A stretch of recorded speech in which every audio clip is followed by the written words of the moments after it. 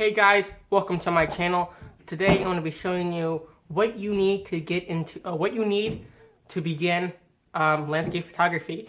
Everything you need, probably not everything you need, but everything you need to get started as a beginner.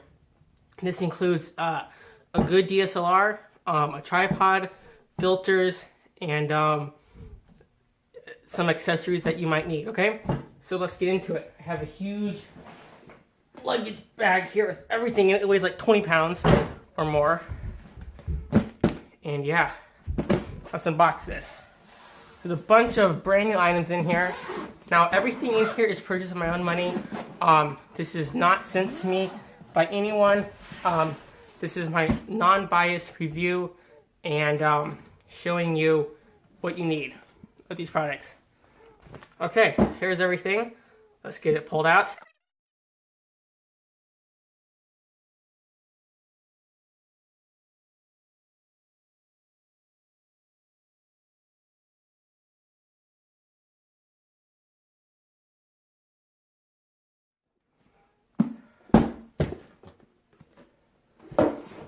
Alright, so here it is, the Nikon D3400.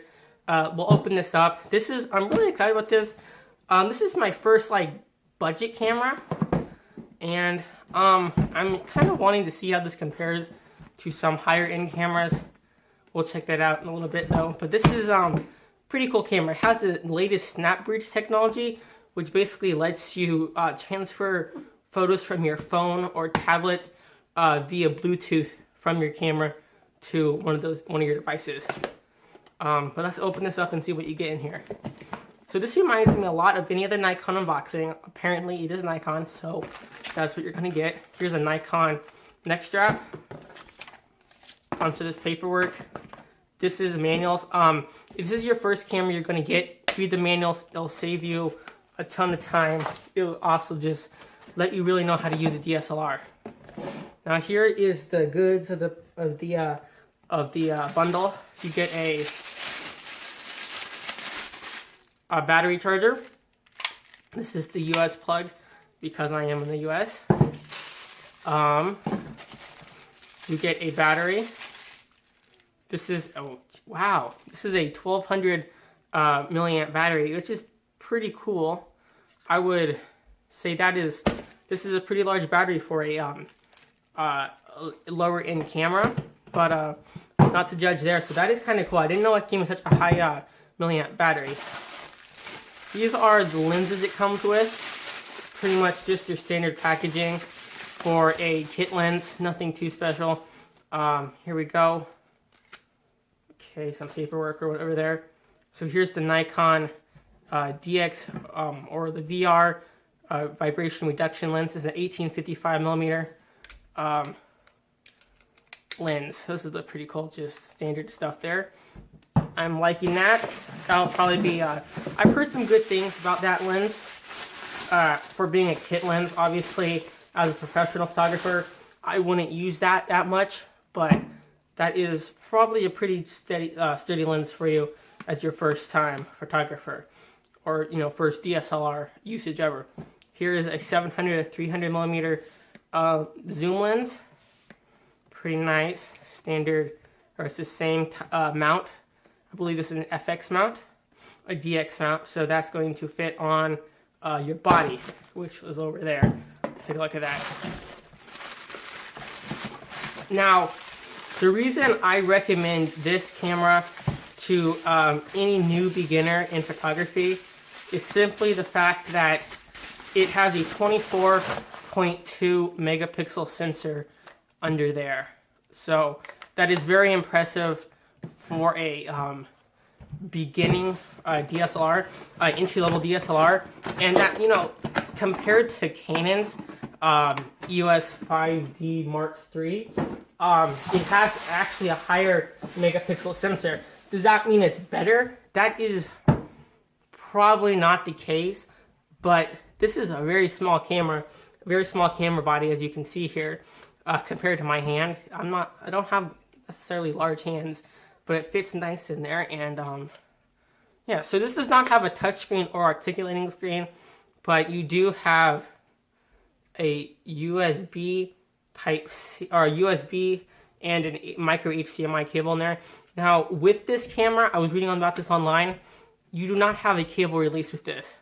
So that's why we have a infrared remote timer here, or remote shutter. I'll talk about that in a second. But here's the body. So it is pretty nice solid camera here. Let's see if we can. Okay, this is the battery slot. Okay, it does not come with 2 batteries. It comes with only 1. I thought there might be another one in there, but I was wrong. Okay, so if you've ever used a Nikon camera before, this is going to be a pretty normal layout here. You have everything up here. Look at this. So there is actually a guide mode on here. So that's interesting. I think though that is for a beginning, when you're getting into photography. You want to use the guide mode. It shows you how to do it. However, there is priority. I forget what P stands for. I use this is shutter priority, aperture priority, and manual. I'm not sure what P stands for. I'm sorry. I don't ever use that one. I either use aperture or manual, simply because I can control what I want it to look like. However, there are some interesting stuff in here, more so like a digital camera. There are effects like portraits, macro, sport, I don't know, landscape, or maybe night, and flash. And there's also auto, which is, this is pretty much like a typical point and shoot camera. However, it does go to manual, and you can use it as a professional DSLR, just like a professional DSLR. Not saying it's the quality of a professional DSLR, but it is high quality, and you can see the pics as I show them to you right now.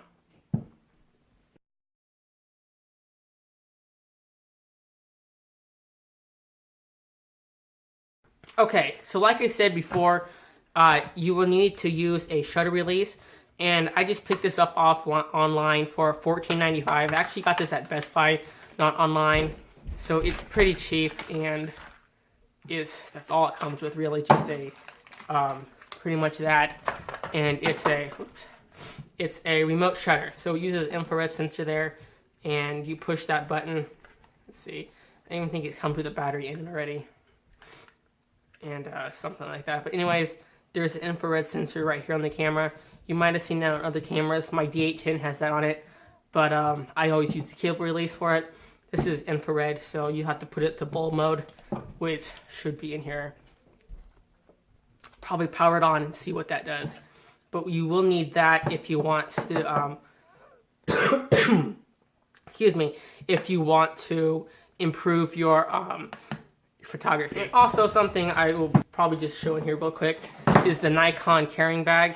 Pretty nice. It has a bunch of slots in here. I got this at Best Buy for like 30 bucks. A slot here for carrying, I don't know what you would carry in there. Maybe I would put this in that. The most important thing in landscape photography is the usage of a tripod. Specifically a ball head tripod, but basically any tripod which has a sturdy base is pretty good. So this tripod is relatively cheap at 100 says 170 on it. I got it for 150 off Amazon. I'm guessing this is what it was in the warehouse, but yeah, this is 150 off Amazon. You can check it out. It's the ProMaster XC525 professional tripod, and I love this camera, or this tripod, for travel. Take a look at it. As I said, I had one before, but I upgraded to a Manfrotto, and I really like that. So here it is. Pretty much your basic tripod here. Just like any other professional tripod, it has these, I don't know what you would call it. Each leg can move separately. It's not tied down to a center column. You just would mount this plate to the bottom of your DSLR,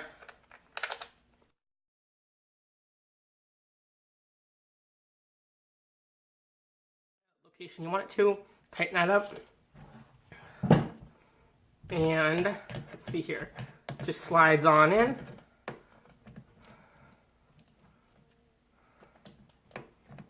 Oops. Like that. Oh man, I'm messing up my camera screen. And you have the ball head. If you guys can see that. I'm hoping this is in focus the whole time. You have that ball head, and you can also go portrait or vertical, depending on what you want it to use it for. But again, this has the quick release plate in it. So all you gotta do is untighten this, push this release here. You guys can see it. It's a little release right there. Push it, and your camera comes out. So that's the nice thing about this tripod, is a quick release, and it doesn't cost a fortune. Just a pretty decent value at what do they cost? Like, it costed only 150, I think it was 150. Yeah. So that is a tripod I recommend. Having a sturdy tripod for landscape is ridiculously. Now, these next three things go hand in hand together. So this is what we have here. This is a filter system made by the company COT. It's very cheap compared to the leaf filter holder, which cost $80, and that is made out of plastic. This is made out of very sturdy aluminum, and I'm telling you right now, I can feel the weight of it. And compared to my leaf system, this looks pretty nice.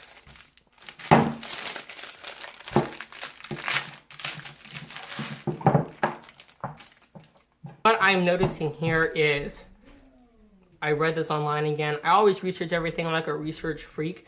But this does not have the spring-loaded pin as seen on the leaf filter holders, where you just pull it back and load it on. This you have to unscrew, which takes a little bit, and then I would assume you just screw it back on and tighten it to your desired tightening, and like that.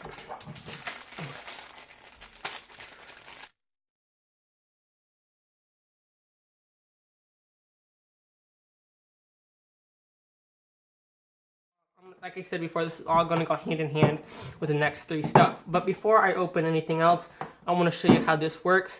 And so I bought this. This is a 58mm. I bought this system specifically for the Nikon D3400. If you're not going to be changing lenses, then this is a perfect setup for you, especially if you're into landscape photography. So what this does is you screw this on here. If you've ever used a system like this before, and you're wanting to get back into photography, it's very familiar to you. It just screws on, and like that, it's on your lens. This then will fit in. If you ever used a system like this before, you know it just kind of goes in like this, and you can tighten it in. Now, that is how it fits on your lens, and that fits on quite nicely. And yeah, okay. Now, this is a 58mm lens.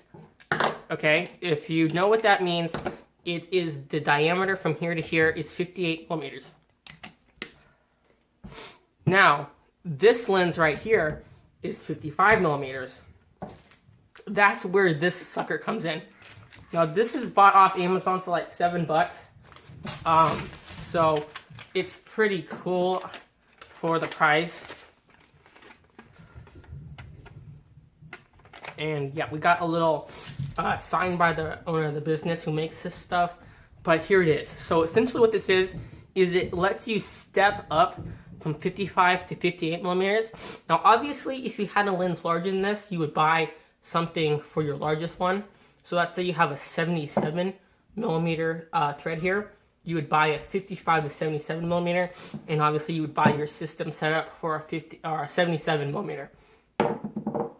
If that sounds complicated for you, you'll learn what it means eventually. But for now, buying what I have listed in the link below will be suitable for you. So this pretty much just screws on here, like so. Now this, which is, let me show you here first. This is too big for this. This won't screw on.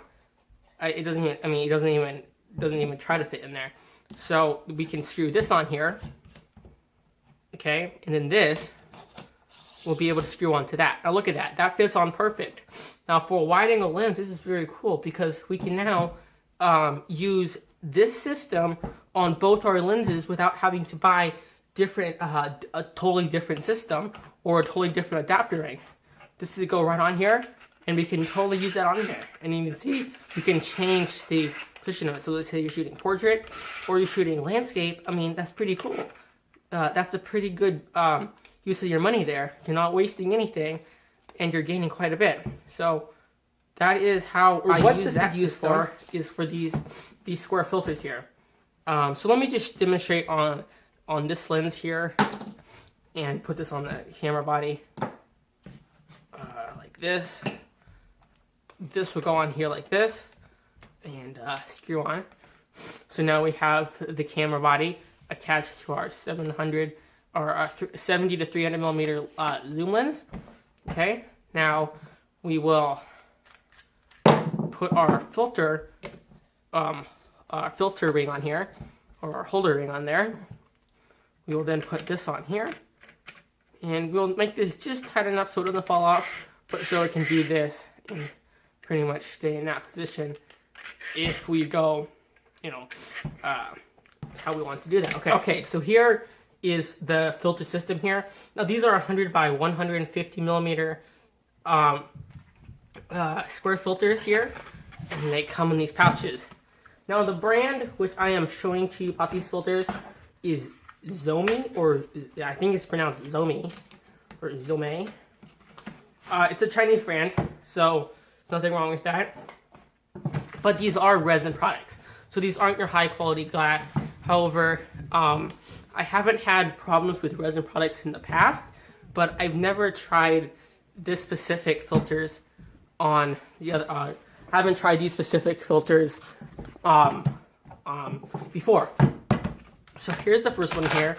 This is a 150 or a 100 by 150 millimeter graduated filter. Now, obviously, in the camera, you can see it's dark here, and it gradually gets lighter down to here.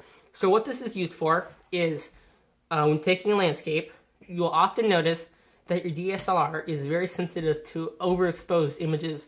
So when you have a when the sun comes down to your horizon, your camera is automatically going to expose for the sky and leave the ground very dark.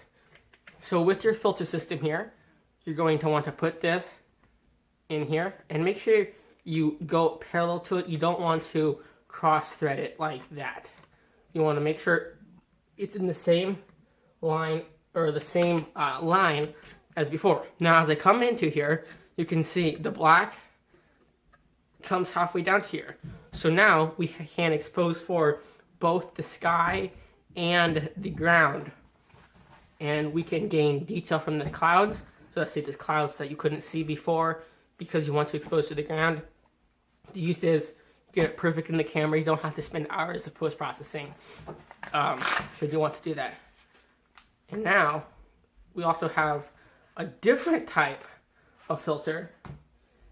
This is a 4-stop graduated filter, and this is an 8-stop neutral density filter. So this blocks 8 stops of light. As you can see, you probably won't be able to see my hand coming through here.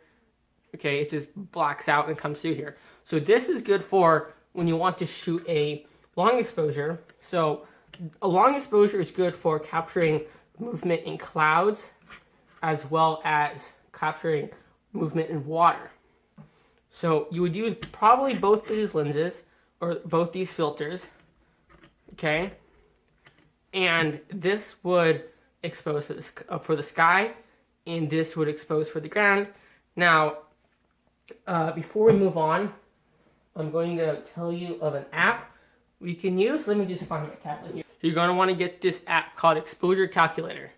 So you're going to want to open your app. You're going to want to set this on an 8-stop. Okay, an 8-stop filter. And I recommend shooting at ISO 100 and an aperture of probably f9. Okay, now if your shutter speed is 1/10 of a second, set that up in here. Now to find your shutter speed, you're going to go to aperture priority, which is the A on, it's just the A, which is right here. Okay, that says A. You're going to want to go into that and find what the camera thinks is the proper exposure time for it, okay? ISO 100, aperture f9. So now, with this information, we have a shutter speed of 22 seconds with that 8-stop piece of glass. We can start our timer, and using our bulb mode, we can start, we can just push that button in, and we go. Now, once your 8 minutes is up, or 22 seconds is up, timer will end, and we will be able to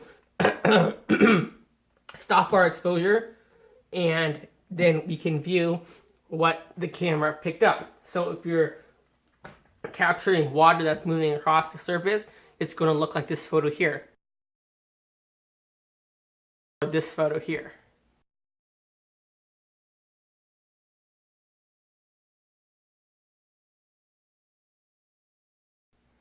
Now that's a pretty cool effect, don't you think? We basically just captured the slowly moving clouds passing over the sky. Now with long exposure, it stretches them out and makes them look silky. The same with the water, which you saw a minute ago. And something I always recommend with using filters like this, the resin, by touching it on the edge, will make the, will just basically, honestly, touching on the edge, your fingerprint's going to sink into it.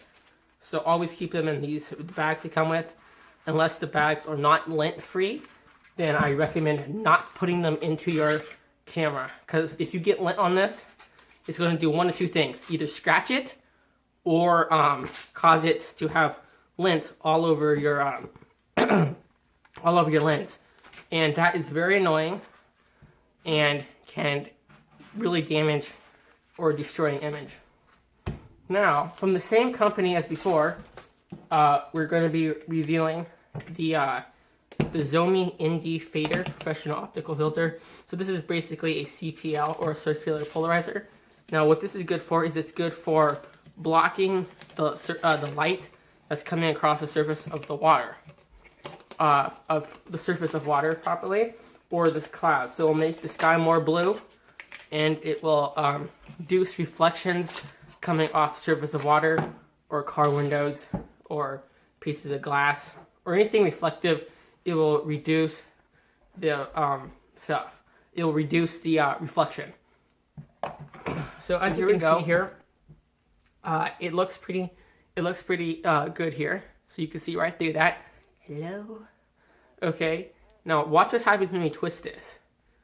It will darken up the image.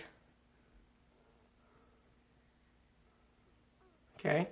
And then it'll also brighten up the image. So if I do that in front of my camera here,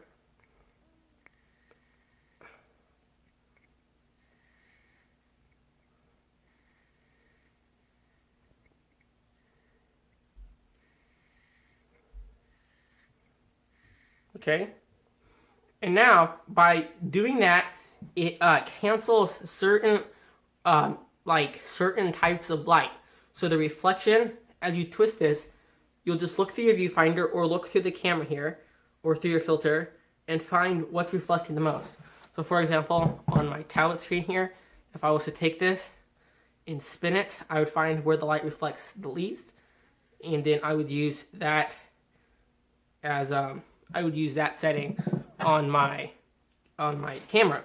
Now, what this can be used for is you can use this over your lens or your filters. So find your desired block of light or anti-reflection. You put that there. Then, just like before, you would hold the ring here so it can't twist on you and make the image darker, brighter. Okay, and then you would. I'm going to be very careless here and just put it on.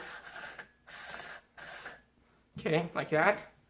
And then you would just screw this onto it. And then you would be able to put your piece of glass over the polarizer, and that's how it goes. So pretty cool. Alright guys, I hope this video is helpful. This is everything I recommend you buy. Everything listed here is under $800 in total. Thank you guys for watching. Have a good day. Like this video. Peace out, guys.